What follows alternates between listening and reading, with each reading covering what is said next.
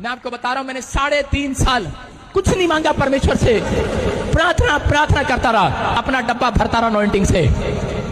और आज मुझे प्रार्थना करने की जरूरत नहीं पड़ती ज्यादा लोगों के लिए। हालेलुया। प्रार्थना मैं घर पे करके आता हूँ, यहाँ पे लोग मेरे से हाथ मिलाते हैं, उनका काम हो जाता है। आमीन। मेरे कपड़े छूते हैं, काम हो जाता है। यस आमीन। चेहरा देखते हैं, काम हो जाता है। हालेलुया। पानी डालता हूँ, काम हो जाता है। आमीन। क्योंकि मैं संडे से पहले दिन में 3 बार प्रार्थना करता हूँ। यस। आप समझ रहे हैं कि नहीं? आपको विश्वास करना है। अगर आज आप रूटीन से, आपकी रूटीन है, देखो सुनो, आपको तरीका बताता हूँ। अगर आप सोने के लिए जाओ, सोने का टाइम रात को 8 बजे है, लेकिन आप सो रहे हैं 4 बजे सुबह।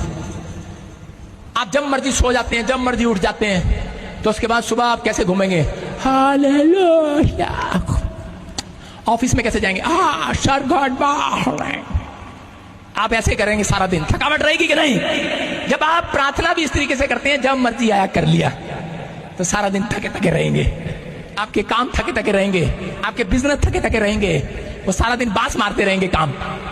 समझ रहे हैं? जो उठ के आएगा, सोने का टाइम ही नहीं होगा। मान लो प्रेयर करने का टाइम है, मुझे टाइम दिया एक आदमी ने हरियाणा में कि सर 5 बजे आ जाना, हमारे घर पे प्रार्थना करेंगे।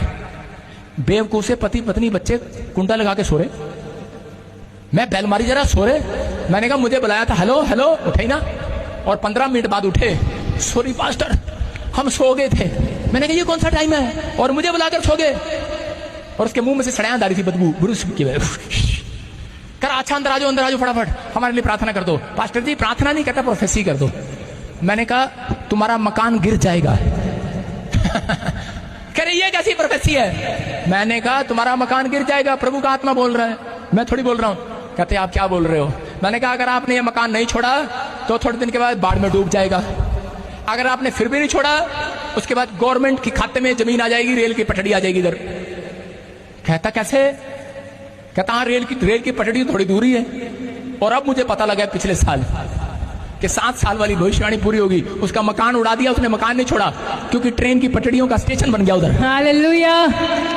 आप समझ रहे हैं क्यों? क्योंकि उसकी प्रार्थना ये थी, जब मर्जी सोते थे, जब मर्जी खाते थे, जब मर्जी प्रार्थना करते थे। आप किसी डॉक्टर से पूछ सकते हैं।